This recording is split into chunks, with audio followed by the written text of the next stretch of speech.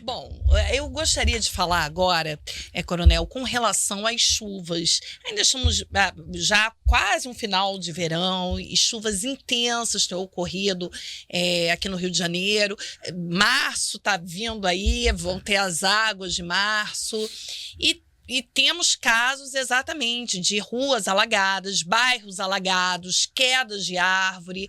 Como que a população deve agir diante dessas fortes chuvas? Bem, a corporação ela já anualmente tem dentro da sua programação a chamada Operação Pluvium, né, que em latim seria muita chuva.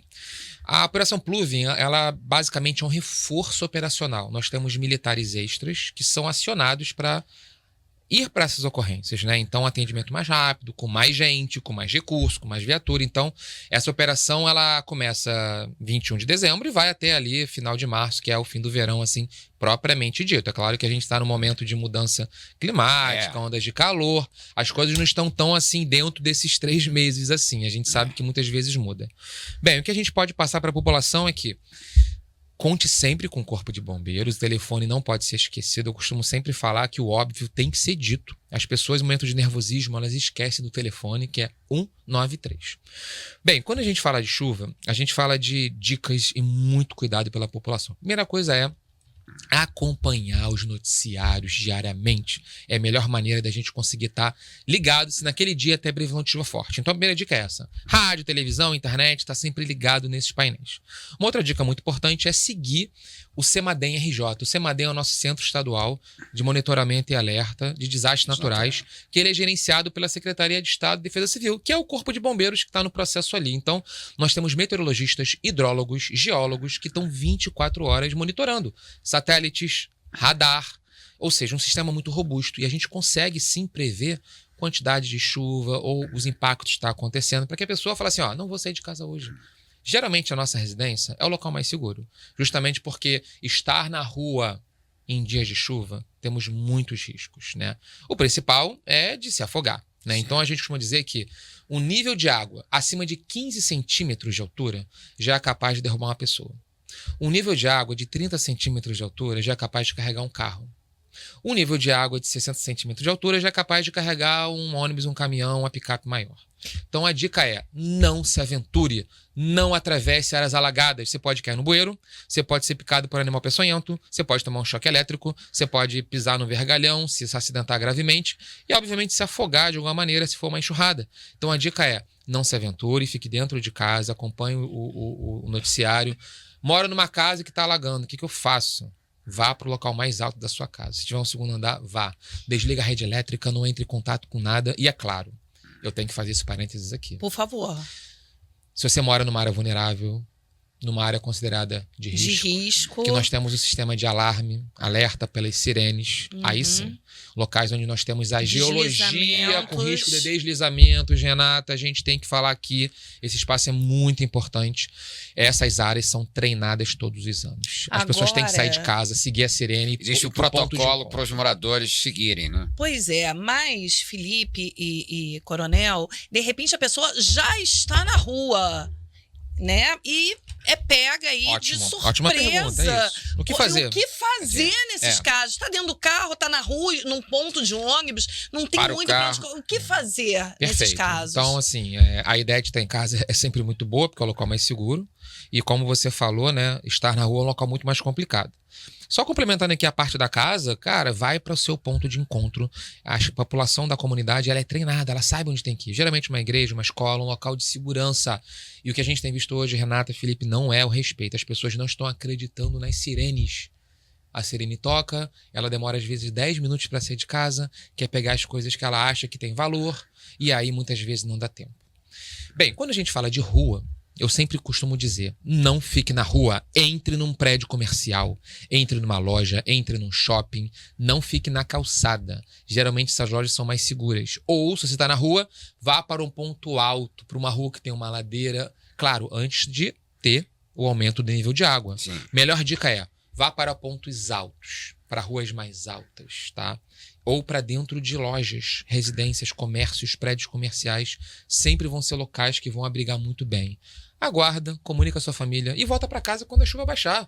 isso é segurança. Não há nenhum compromisso mais urgente do que você estar dentro de um local com segurança. Estou dentro do carro. O que eu faço? Aí a gente tem vários níveis de urgência. Bem, tá com seu carro.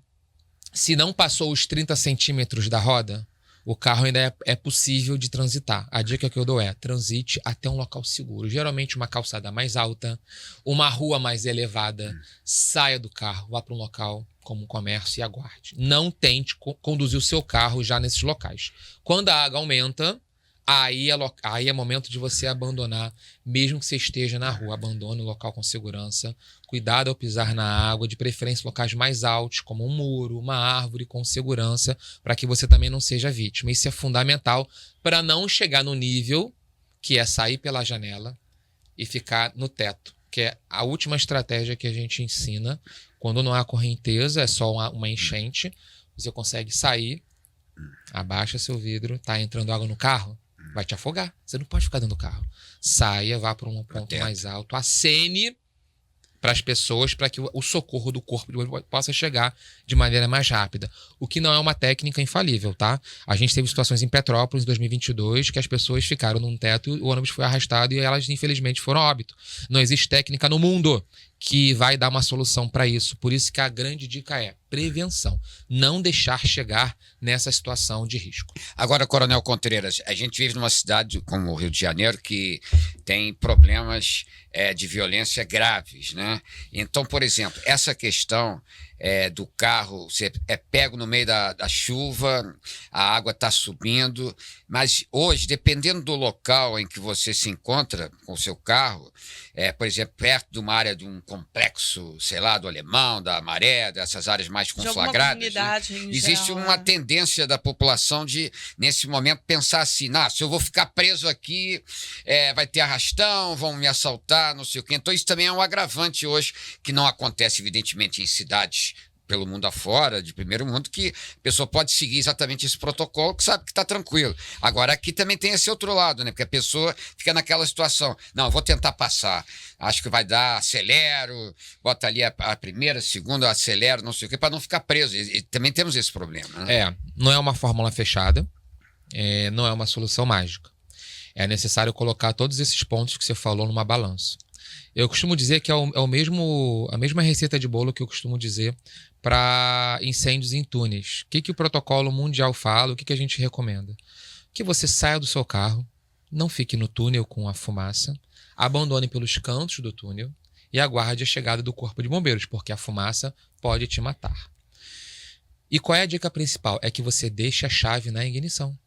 Porque recentemente, no incêndio que vocês acompanharam na linha amarela, mais de 70 veículos foram abandonados. E como é que o corpo de bombeiros chega nas vítimas mais graves? Os carros estão parados, eles não andam. Aliás, eu fiquei sabendo que o protocolo nessas situações de túnel é os carros deixarem o espaço. Sempre nas laterais, para que as viaturas entrem pelo meio. E aí vai entrar o que você falou.